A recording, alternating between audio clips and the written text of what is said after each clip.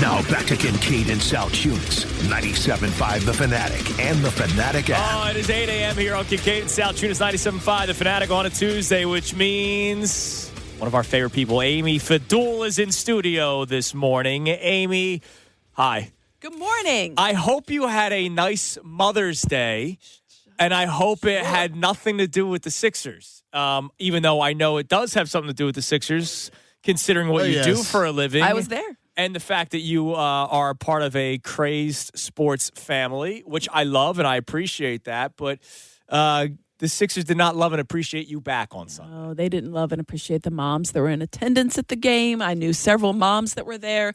We had moms ringing the bell. It was Mom's Day, and there was not a lot of love. No show your love for us on that day.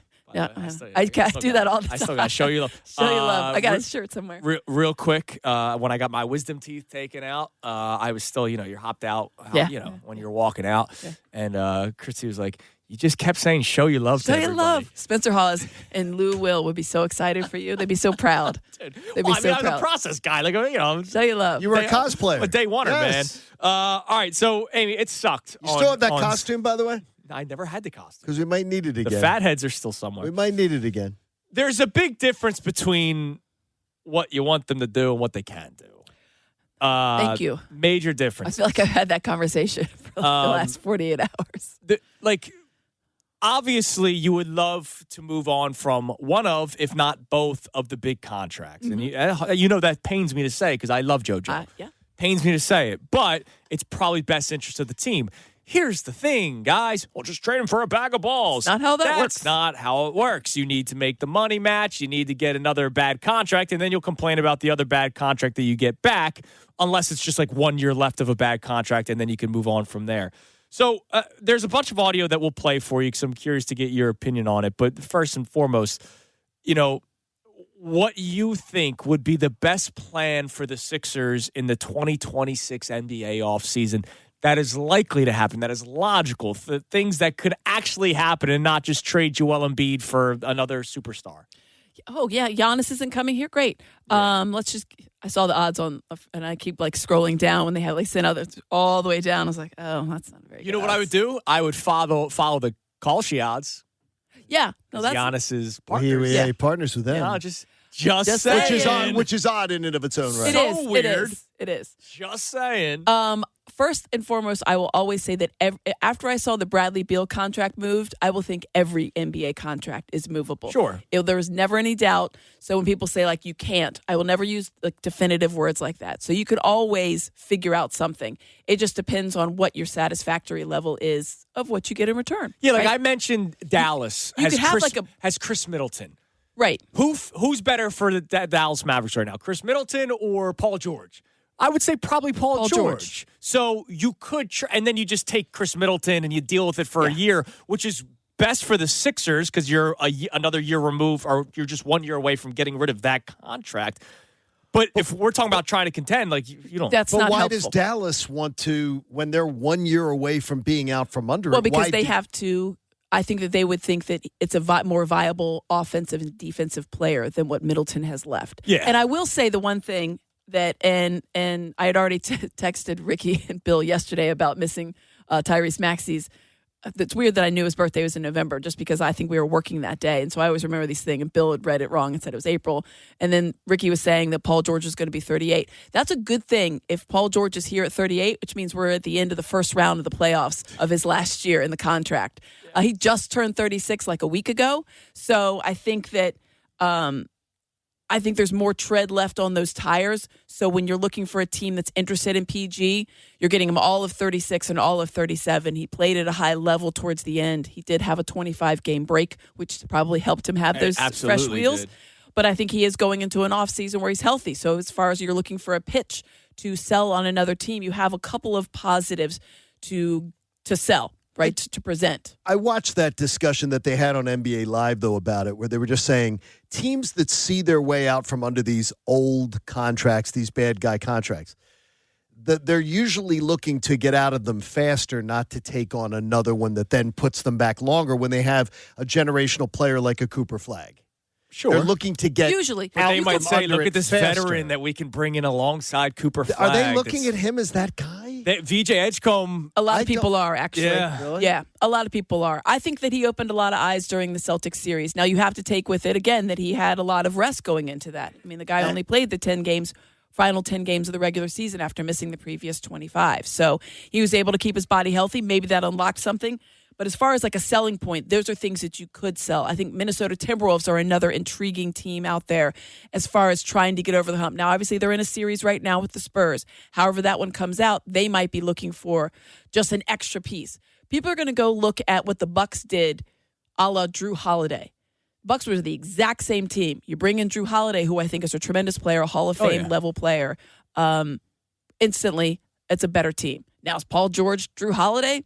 In this scenario, you want to sell him as that. I don't think he is that necessarily. Two-way player. But, he's a very good defensive player. He can give you something on offense. If he is a difference maker in some team's mind, if you're a team that's sitting out there, especially in the West, and you can't get over the hump and you feel like you're just there, you need to get to the finals and compete, those are the teams you're trying to sell on the contract. So to your kind of point and question, John, yes, it is kind of one of those things like, are we really moving off a bad contract just to get another bad contract? You won't. For the teams that are looking at that, they're not going to look at it as a player as a bad contract. It is a bad contract. Let's just be honest. Yeah. Yes. I think I've come on here before. I didn't have any quibbles with the signing of PG necessarily. The length of the contract was always what puzzled and kind of concerned me because of the length of time you're tying. That was the only yourself way to he a was player. coming here. Exactly. So you felt like you had to sweeten the pot and add on the extra year. Now you're I'll throw another team out there. I was just thinking about it, like Houston. I don't know what they're Kevin Durant can play until he's 50. Exactly. And he'll play for his 15th And what's team. another team that But he he's can going to play until run he's to 50. try to Right, win so with? if he leaves, He can play for 50 years. What if Paul George goes to Houston? By the way, they're willing to let him leave. Yeah, I think that Houston sign and trade Kevin Durant to the Sixers. They're willing to let him leave. Would you? Durant. Yes, No. 100%. I would in a heartbeat. Are you kidding Give me? me KD. PG man, let's for go. KD? Well, just to let him watch. Yeah, to watch it, it'd yes. be much more It's like one of enjoyable. my- You didn't know he's a As part of someone the that covers union. the team. As someone who has to do 82 dates, I know what Amy's answer Sign is. and trade Kevin Durant to the Sixers. Paul George goes to the Let's Houston go. Rockets. 610-632-0975. Call Let's in. make it happen. All right. And you might go from that could get you from a Offensively, Look you what would I have. did. Look that what could I get you did. to a home court first round series in the East. Offensively, it would be obviously offensively it would be a huge improvement. And you could be a home court your first three-point round shooting series would- team in the East. would shoot up. Yep. I don't know that the Spacing. Rockets would do it because Let's make they it- need let's offense make- down let's there. Make Exactly. it happen. Yeah, exactly. Let's make it happen. Make it happen. All right. Daryl Morey loves Houston, so Amy Fadool's calling Yeah, exactly. again. Do not put her calls through. We're not Exactly. interested in this woman. So, Amy, people are going to write right now. Amy Fadool says you should do this. there was a lot of reporting being done yesterday and a lot of articles being written. We're going to speak with Tony Jones coming up at 9:05. He had the big one about, the Jared McCain. Embiid absence, the Jared McCain trade, the fallout of that.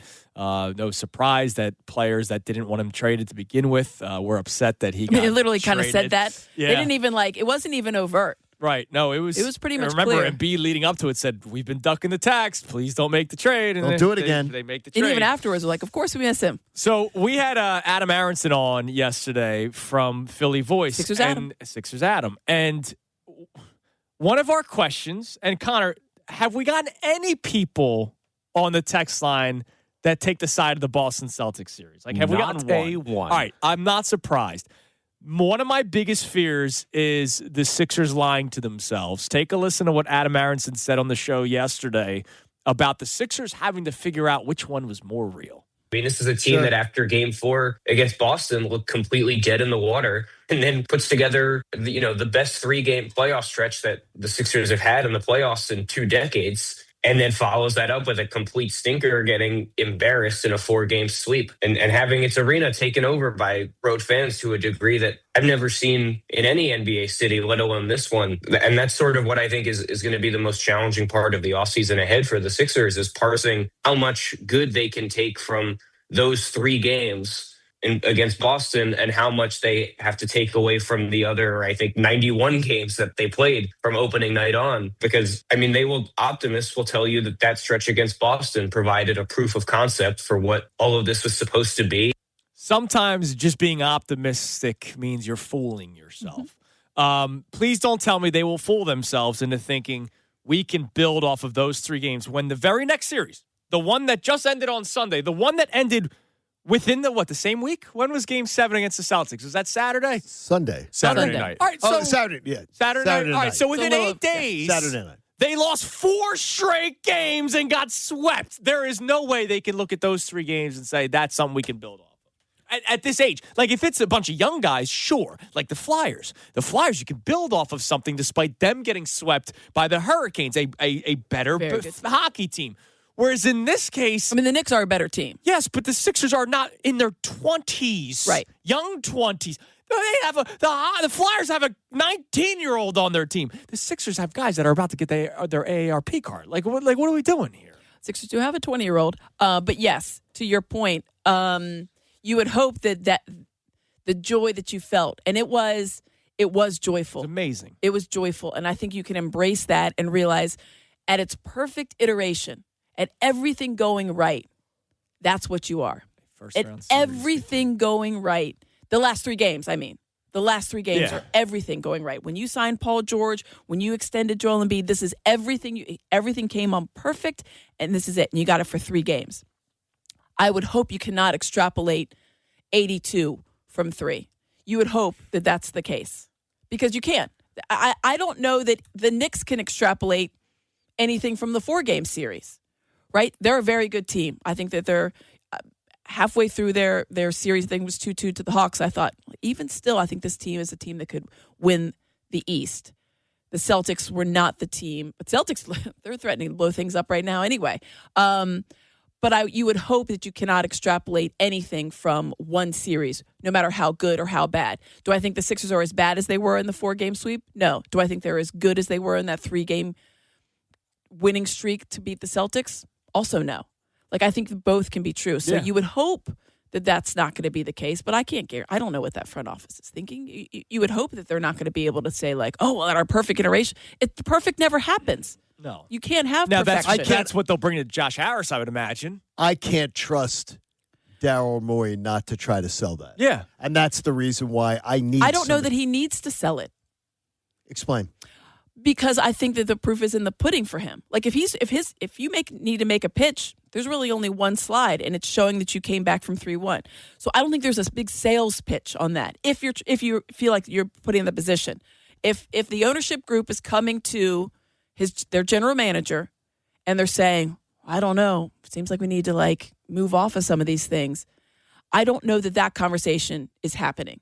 Do you know what I mean? So I don't know that there is a sales pitch. It's the one thing I would say is, how is management feeling every night, and even last night? They're getting clowned every night for that Jared McCain deal. Like, how do you do you think it matters to them? Do you think it matters to them at all? I don't know. hope so too, but I wonder if it does though. Yeah, I don't know. You would really hope so, because you had Howie Roseman in the building for that last game. You've had Jeffrey Lurie down there. You live in this town where comparison can be the thief of joy, but it can also be a driver. Yeah. Right? It's one of those things, everybody wants to get in on it. Everybody wants to get in on the winning. They see how everybody is. You saw the Flyers going over to the Phillies game. They see what everybody is like. You can feed off of it. It doesn't have to take anything away from what you experienced. But at the same time, you would hope that they would look at the way that the reaction is and the way the Philadelphia fans are. And I think we are more reactive than we have been in past because we're impatient. Yeah. And they have a right to be impatient. Yep. Look, we're in a Philly season right now where for the first time ever, John Kincaid's been open to hearing people say, "Wake me up when." And I've never been open to Dude, if the Sixers run it back, it's gonna be "Wake me up in April." Like, it's gonna be the exact same thing. And that buildings don't sell out when there's a "Wake me up when" mentality. Yeah, you can only garner so much joy from watching that backcourt, and there is a lot, and you can really take away from that. And to your analogy a little bit of the Flyers, I think that you would really have to hyper focus on VJ and Tyrese in order to garner the same kind of hope for the youngness. But if you're still trotting out some of the guys, and let's face it, for unrestricted free agents, they got a lot of them. Yep. You've got Kelly Oubre, you've got Quentin Grimes. These are guys that you depended on, rightly or wrongly, depending on, I mean, the bench. You guys, I will beat the dead horse again. You guys asked me all before the trade deadline. You asked me after the trade deadline. What did I want? I wanted a microwave scorer off the bench and a wing. Dude, Daryl Morey. That's what I wanted. This is another issue with Daryl Morey. He falls in love with, look at the James Harden. He falls in love with people, PJ Tucker. He's in love with Quentin Grimes. And I know that Quentin Grimes played well defensively in this series. That can't be my first guy off the bench. No. My first guy off the bench, my first two guys off the bench is 50-year-old Andre Drummond and Quentin Grimes. Yeah, his inconsistency, I think, cost him a lot of money, unfortunately. And I like Quentin Grimes as a player. I think he has a role. Ton of energy. I think he's a good role player. I think he's a good, 8. He's the 8th man out for you. Yeah, he's their 6th guy. He's not a microwave scorer. He's just not. You need a guy that's going to come in. And for better or for worse, like when you look at who's been that guy for the Sixers over the years, Lou Will is that guy. Yes. That's your guy. That's a long time ago, by the way. Right. Yeah, it's been really they've had others in there for different reasons. TJ McConnell can be that guy for you. He was that guy for a bit. He's gone. Or if you had a guy that could hit threes like George Niang, but like even that you just needed something. Yeah. You needed something. He was a 6th man for this team. Like that's horrible. And that's the thing. So the bench was always going to come back to hurt you. And I know that sounds strange to say in the playoffs because your rotation gets so tight. But because your rotation is so tight, those bench people are so much more important. It's just like the Phillies. Like the people that do, come on, you can't blame Bohm and Marsh and Stein. Look at the big 3 guys. Yeah, I'll look at the big 3 guys, but there's 9 guys in an order. So in basketball, yeah, sure, I'll blame Embiid first. I'll blame Paul George first. I'll blame Tyrese Maxey first. But those 3 guys could have average their best career numbers in the playoffs, and if the rest of the 5 guys that you're playing are 0. killing you, so that's why I hate when people. Oh, come on, don't just blame those guys. Yes, everybody is to blame. Well, and also it starts up in the front office. Let's go back to game 2, and I thought Nick Nurse had a very honest answer. The thing that I will say about Coach Nurse is that he gives you stuff. Like you don't, yes, he does. You don't always hear a lot of things, and that from a lot of coaches. So when he says things, I'm like, oh, I don't know if you admitted that, and he admitted. He tried to empty the clip in game 2, which is why Tyrese Maxey played all but a minute 12 of the game, why you have all those guys at 40-plus minutes. He thought if we could come back 1-1, it changes the tenor of the series. You split here, and then now you're in a situation. That's what and I get it. I think, but him admitting that he basically went all out for game 2 and used up all these minutes. When you look at the bench and people are like, oh, you got to rely on Tyrese Maxey and Paul George and Joel Embiid. Do you have to rely on him for 48 minutes? That's not a realistic winning formula. No. And that's where the disappointments come. Tyrese Maxey played the most minutes in the NBA. It's something we talked about all year during the regular season. Is it going to come back to bite you? It's hard to say it didn't come back to bite you. It's hard to say that. And it's important to know, too, with the Sixers, as far as this thing going forward. 2 years ago, you had to have the closed-door meeting with Tyrese Maxey, scolding Joel Embiid behind closed doors. And now we find Tony Jones reporting yesterday that on the day that Joel Embiid was like, they're not going to let me play basketball, members of the team were saying, having issues again with certain members of the team not doing things and not following team procedures, not attending team functions. I think that those are just cracks in a team now that's been exposed. I don't look at a lot of that stuff. I think always like hindsight's 20/20 when you look back on things and you hear about all teams go through that. You don't hear about it on winning teams until books are written unless decades things start later. To fall apart, right? But even on winning teams, you don't hear about it. I mean, think about how many times you've heard stories about Draymond Green punched Jordan Poole in the face. Right? Like, and these are winning teams. You don't hear about them for like years afterwards. By the way, that wouldn't have gotten out unless somebody sold the video to exactly. And they would have never talked about it because that's how, when you're winning, it cures all ills. But it's happening over and over again with the same guy. The same guy is the reason. I'm not going to say that doesn't happen in other places. Do you know what I mean? Like, oh yeah, but I don't care. Dwayne Wade. But the thing is, I don't care about the other places. I care about this team having dysfunction, and it's allowed to happen over and over again. And last year, it was, we're going to be different. He was going to be different after that. I will argue that he was different for the most part. I know there's the one thing where he was sick, and that, I mean, if you're going to go for an 80, how many games they ended up playing? They played 11 games in the postseason, and they had 82. So whatever. And he played 38. He played 38. Thank you for my math. I couldn't think. BJ Edgecombe played like 86 games. And I remember thinking, my God, man, the kid played 33 last year. But if you're going through a 90-plus game season, if you have one or two incidents, I feel like that's actually probably not that big. It's big because of the level and of the stardom of the player that's concerned. And to your point, John, if there is repetition of the behavior, I think then there's cause for concern. But if there's, I don't know, if there's only one or two instances, maybe it's just the fact that it keeps happening more than. If his teammates are going to the management about it, that tells me it's not one or two incidents. It's not one incident. That means we're tired of this crap. Like, it doesn't mean it's one day that happened. Yeah, but at least they're trying to fix it, maybe. Yeah. Sorry, 94 games. I forgot. Play-in champions. Play-in champions. Yes. Hang the banner. Call. All right. That's weird because those games actually don't count. No, they don't. Coming up Amazing. next. You played it, but you'll never see it again. You heard Johnny bring up the Tony Jones article. We'll go a little bit more through that. He joins us coming up at 9:05 today. He also wrote about the futures of Daryl Morey and Nick Nurse. So we'll talk about that coming up next. And also, Ramona Shelburne was on with Middays with Marks yesterday. She says change doesn't have to happen. We'll discuss that next. Kincaid and Sal Tunis, Amy with us, 97.5 The Fanatic. Kincaid and Sal Tunis, 97.5 The Fanatic and 97.5thefanatic.com. 97.5 The Fanatic and 97.5 The Fanatic. If you want to see their wonderful faces, check out youtube.com/975 The Fanatic Philadelphia. More of Kincaid and Sal Tunis coming your way now. And Amy's here with us as well. It's a Tuesday with Amy Fadool in studio after the Sixers debacle that was the entire second round. I'm not even going to say Sunday's game 4. Really the entire second round. Game 2, they showed the most fight. But basically, they got blown out 3 out of 4 games, and we're talking about what they should do and what they can do. And I'm curious, Connor, has anybody sent in any logical what the Sixers should do opinions at 610-632-0975 on the Davis Honda text line? You can feel the Davis difference. Check them out in Burlington. And then we'll check the poll, and we'll play something for Ramona Shelburne because I'm curious to hear what Amy has to say about it. But what do you got on the text line? It depends what you count as logical. Because it's very tough to find outs for a lot of people. The closest I think we've come to something is this texter checking in, Ben in Bucks County, who is saying that the Sixers, they need a culture change. And by culture change, I mean change in ownership.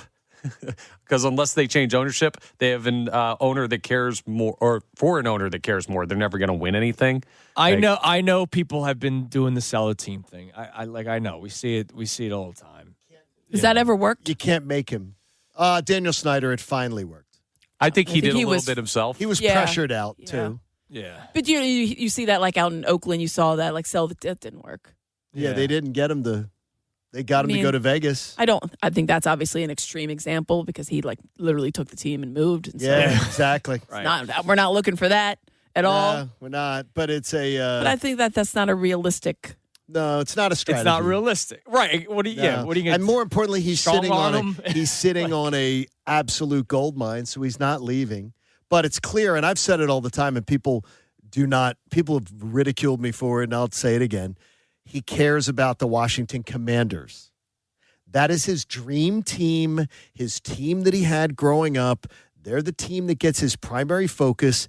He has even had resources pulled from the 76ers to the Washington Commanders. Yeah, my only thing when he got the Commanders, that was his toy, his lifetime dream. That's his focus, his primary love and joy. My thing with Harris has always been, is he cutting the checks? That's what I care about. Because I don't want to I mean, he's a businessman. I don't want him making basketball at the end of the day. decisions. I don't well, maybe if you're I know. Look, I get you. I'm not okay saying, with that. I'm okay with it because if you just take an owner at their face, and obviously I think we're a little bit skewed here because we have two owners that are so front facing as far as their involvement. I mean, John Middleton comes out all the time. I mean, he is just super, super involved. I don't know that that's the standard when you look at the way other teams are owned. Yeah, Maybe we're lucky with Jeffrey Lurie. It's great. That's. But I think we're very fortunate. At its face, the owners are an owner of a team is a businessman, right? They own the team. John, you said it's an investment, and if you are if you're a good businessman, you want to tend to your investment. You want to make sure your investment pays off for you. What's the last dynasty in the NFL? The Patriots were a dynasty. And the Chiefs. Chiefs. Patriots, Chiefs. Don't the Chiefs grade out as one of the worst organizations year in year when they have out. those anonymous like their polls locker or rooms whatever. an F, their food's an F. To me, if I'm reading that report, their ownership is I'm failing. going, damn, this ownership group sucks. And then I go, wait, how many Super Bowls have they won recently? So it's like, I don't know. I get it from the Texans. I get it. I get it. Because I think people are looking at how can I make a fundamental change of a team that's going to be something different than I've seen for the last 20 years. Like, that's what I think people are looking at. So they're trying to make it something big. It doesn't necessarily have to be that big. I think there's ways to adjust the team. But yeah, you want to have the investment. To both of your points, you want to have that kind of monetarily invested and also emotionally. You want everybody to be in on your team, so to speak. If this is a hard question for you to answer because of what you do, then you can just say so. But I do not trust Daryl Morey to make the decisions going forward. Yeah, I think that's one of the things we talked about because we do a lot of our end of the season segments when I have Coach and Mark with me, so they don't have to keep coming in. So we do a couple of them just to spread throughout this week. After that, they kind of obviously lose their little evergreen. But the question you have to ask yourself is, what has your front office done that you like? What have they done that you don't like? And weigh those two things. And do you feel confident in them going forward to do whatever it is necessary? That's the fundamental question you have to ask yourself. So if you look at Daryl Morey in the front office, because it's not just him, but yes, he's going to be the leader of it, the front of the front office. Great things in drafting. Yes. Some really good drafts. Yes. Moving off some contracts. Another pro, right? Moved off a couple of contracts that you thought were maybe going to be kind of immovable. Not so great. The trade of Jerry McCain with nothing in return. And Andrew, you've said this, and I wholeheartedly agree. I do think that there was another move that they thought was going to happen. And then he misread the market. Exactly. So then that's a misstep. Huge, yeah.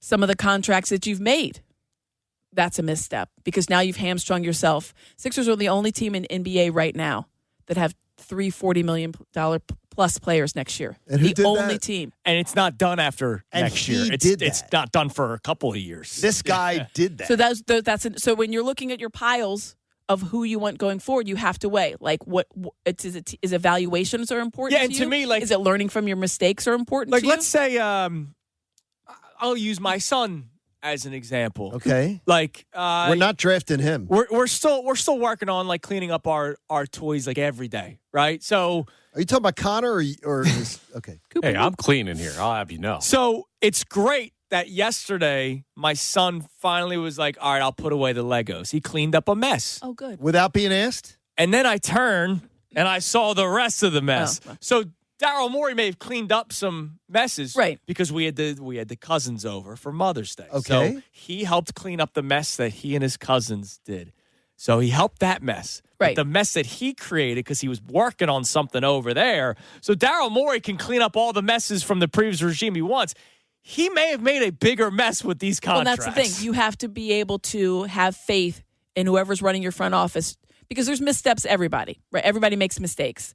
But to the degree that they've made some of the contract decisions and put them in the position and some of the signings or non-signings in the offseason, you have to wonder, like, okay, did you learn from that mistake? What is your plan going forward? As an ownership group, I'm coming to my front office and saying, what is your plan going forward? Because this is not good enough. The only thing he learned is they're starting to get younger, like with Edgecombe, even though it kind of felt like he was trying to trade him a couple of times during the season. The city would revolt. Not entirely sure if how real the Kawhi I don't know stuff, I don't know. real that was. But it was definitely being talked But about. it was being talked about. So, like, I don't know if he was truly in this belief of getting younger. But, you know, they finally got rid of let's bring back all the Rockets and the PJ Tuckers and all that. Like, they did start to get younger. Now, I want to play this, Amy, because here this is something that we talked about a lot as a show this morning before you came in. Whether or not making change for the sake of change is a good idea. We have a poll up on it. But before that, here's Ramona Shelburne yesterday with Middays with Marks. My gut says yes. A week ago, we were talking about how they finally got over the hump and beat the Celtics. I thought that was really important. I think beating the Celtics in the way they did, coming back 3-1, I think that showed this team has it. But DJ Edgecombe can get a lot better. Maxey can get a lot better. I think probably some stuff will come out about just what Maxey was playing with that pinky, you know, I think that was pretty rough that he's been playing with. And I also just like, why would a change necessarily have to happen?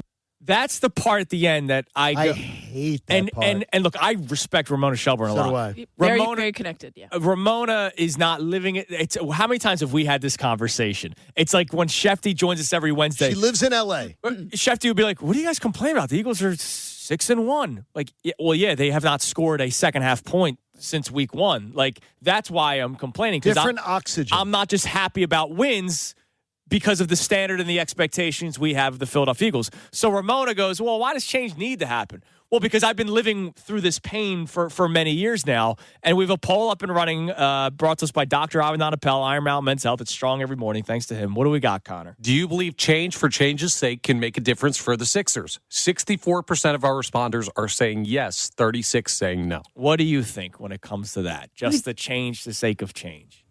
I think it can help. Yeah.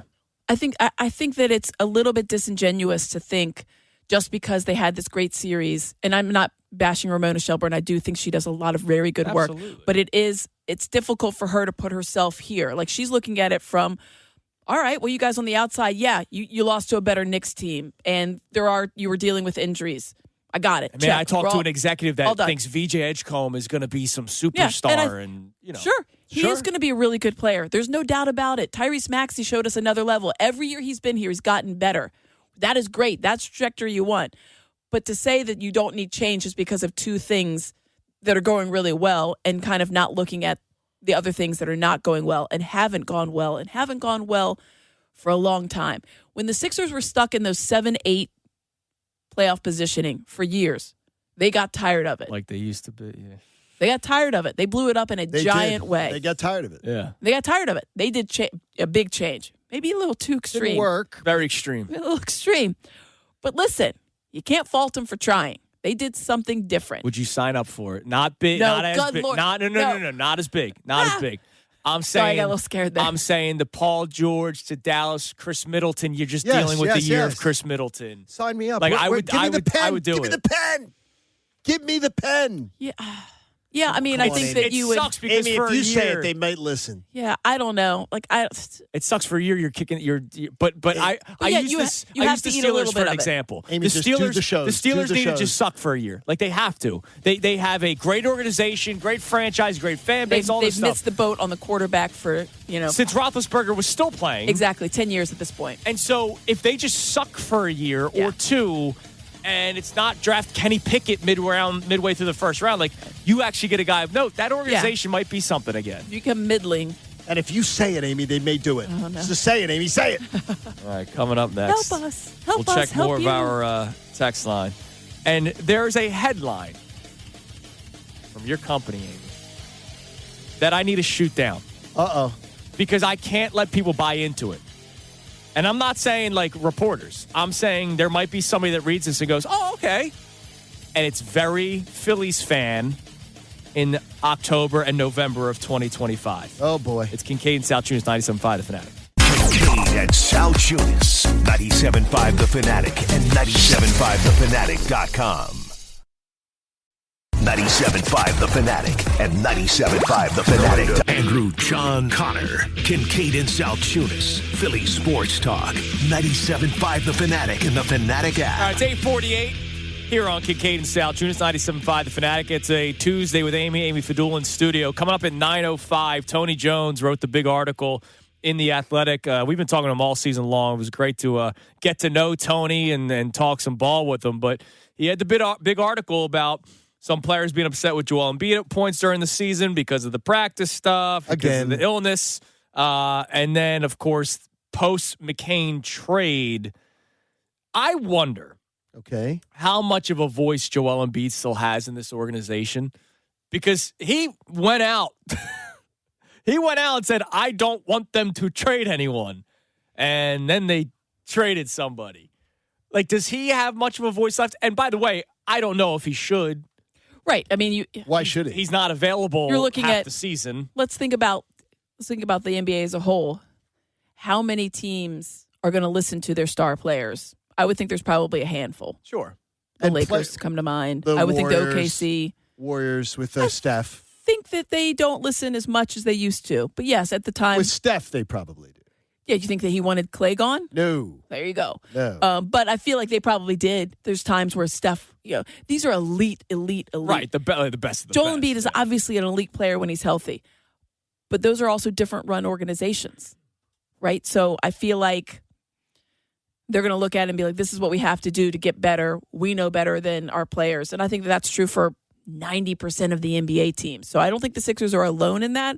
But to your original question of like, does he have a voice?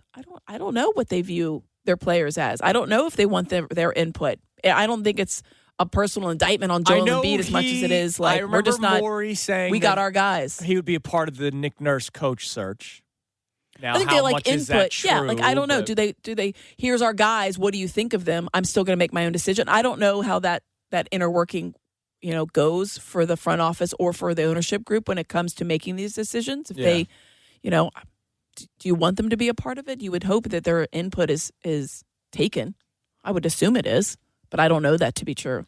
Now, the article in question here, Amy, on NBC Sports Philadelphia.com. The headline. I'm not ripping Noah Levick, who wrote the article, but the headline, Sixers can see real reasons for optimism now, but they're still not close to contention. I want to eliminate the first half of that because I will call out my fellow Philadelphia fans, even though we may have disagreements on the teams. We are fellow Philadelphia fans. Okay. When Dave Dombrowski had his press conference last October about we have a good club, We crushed him. we ran. No, there were a lot of people that also agreed with him. Oh, no. There You're were right. a lot of people that said, he's not wrong. If this happened. And I don't want that to happen with this Sixers team. It's why earlier in the show I asked how many of you out there do think that the Boston series is something to, hang your hat on. I'm glad we have not gotten many texts about that. But I remember when the Phillies first lost to the Dodgers, everybody was angry. Then Dave Dombrowski spoke, and there are people that gobble up that stuff. And because they don't want to be negative about their teams. I get it. Like, we love our teams. We want the teams to win. We want the teams to be happy. We want everybody to be happy. But sometimes looking at just the positives, like, yeah, you're excited about the future of Tyrese Maxey and VJ Edgecombe together. Then what? Yeah. That's my thing. Like, when I read this article, it was very much those two guys. And I get it. That's reason for optimism. Then what? Like, Embiid, what else? Embiid, I can't feel optimistic anymore about Joel Embiid. I can't feel optimistic about Paul George. I just don't have that connection with him. And then who? Everybody's a free agent, or it's guys like a Dem Bono where I'm like, I don't see anything progressing with this guy. So when I read that article, I was like, I need this to stop now because I don't need people saying, you know what? He's right. Look at what they did against Boston. And if they just have one guy off the bench and maybe a shooter, like we did the same thing about the Phillies. If you just had one bullpen arm, the Phillies had gotten there before. Yeah, the Phillies are Major a different difference. fan base. Major difference. I think there's more Venn diagram overlap, but they're a different fan base in the fact that they've seen it. Exactly. They saw a World Series appearance. They saw a banner raised. Sure. Right? You won the National League. This fan base is now going on 26 years since the second round. So, and I took some heat from Knicks fans being like, you guys, because I said, you guys haven't won anything in 50 years. The last time you won the East, it was even further ago than the Sixers. They're like, yeah, but we were there. I appreciate that. And I'm trying to give them flowers. Like, the NBA is much better when New York is good. Let's face it. You want the Knicks to be at least contending. Good for them. Yay. You're also welcome for half your team coming from Villanova. Right. I'm cool with them losing, by the way. Someone pointed out to me, and they're a Philly guy that lives in New York, so he's had a real tough time. I would imagine. But he was he pointed out, he's like, there have been 4 championships for basketball in Philadelphia in the last 50 years. 3 of them for basketball, a basketball championship. 3 Villanova. 3 for Villanova, and 1 from the Sixers. So Dr. J has one of them, and Mikal Bridges, Jalen Brunson, and Josh Hart have the other 3. And I was like, Rolly Massimino. And when you put it, I was just like, that's tough. Yeah, it is. Those guys have 2 championships right there. But for me, it's like it's hard to say run it back or any iteration of that kind of phrasing because there's nothing to run. You're running back the Phillies because you're hoping to capture that what you had in 2022. Yeah, you're running back the Sixers that have not gotten out of the second round. They just got swept. And so, I can't say, well, So there is some things of optimism that's where it's to a build tough pill off to of. swallow. Like, They got swept and they got crushed. Yeah. They had no fight, and there was no heart in their effort. There was no effort. So 19 points after the first was quarter. And we're pathetic. talking about optimism. You really have to just go look at game 2 and think, I'm just going to ignore the other 3, and I'm going to really focus on game 2. Man, that's really focusing. And you know what? Hyper-focused. And that's why I compare it to the Phillies, because a lot of people, they did beat the Dodgers in the one game. Oh. Yeah, and then exactly. they lost the other 3. And how did they lose the other ones? The same ways they have The been manager losing. who's now gone, who played, And the bats went cold. Who couldn't and play there was chess. and there was a bullpen malfunction. Same stories. Just a different year, Awful. different team, different opponent. Yeah, the Dodgers won the World Series. You know who didn't win the World Series the previous year? The Mets. You know who didn't win the World Series the year before that? The Diamondbacks. You were just Don Mattingly away, though. We're good. Magic Mattingly. Right. All right, coming up next. Tony Jones, he wrote the big article. We speak to him about it. Is there change coming for the Philadelphia 76ers? Should they change for the sake of change? We get to talk about all it next here on 97.5 The Fanatic.